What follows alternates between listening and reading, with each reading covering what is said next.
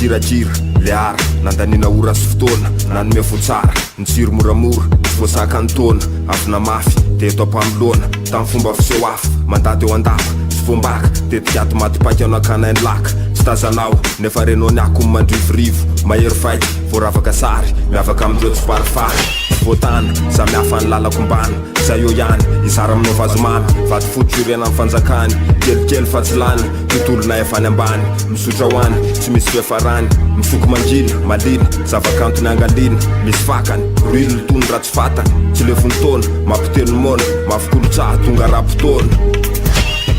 ty le masaka potony ratoka elany andrasana ampokany lalana ambarany tany fa fomba fiketroka tsy fitsy teknika sy mifikafika miafina famitsy fosana mifinosana fi oety ny fanasoa sy fanatsary ty tontolo ty mitoetra tsy fohozongozana nefa manany ny asany sy ny lazana eo anivony lalana ankehitriny tsy maintsy mandavaka rehefa tsy te ho solafaka lalana misy ho an'ny sosialy fa komersialy be mpanao sady be mpakobo ambony ty tokotany feny lobolobo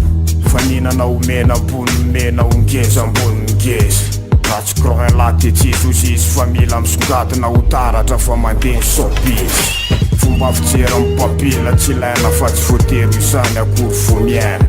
misy ny lalany underground maleo teny isan-karazany tsy efefeny tsy maintsy tafita ny tanjona ho any zay tena miboanjina ny anjara samy manina fa ny fisehoany tsy mitovy de zay ny tsarovy ireo zavatra efa fitaka hoe tsara de ao mipetraka ao ty le masaka potony raha toka elany andrasana ampokany lalana ambarany tany fa ny fomba fiketroka tsy fitsy teknika sy mifikafika miafina famitsy fosana mifinosana fi oety ny fanasoa sy fanatsary ty tontolo ty mitoetra tsy fohozongozana nefa manany ny asany sy ny lazana eo anivony lalana street underground ny lalako tsy voatery hitoviny ny hafa ny sasany mangetaheta mafy no tafa nefa za eto mandrasarasa ny teny tsy lampasy anaty teknika fomba fiady tsy mitongy ny sarotra samboady misandrahaka amin'ny mosika fa mbola afa ihany ny trady tsy ambaniny sansary efa milatasy raha misy pinana de tsika zao le mpamatsy rimo entony tiako kozino fazavarina atiny antsoaintso tsy vitina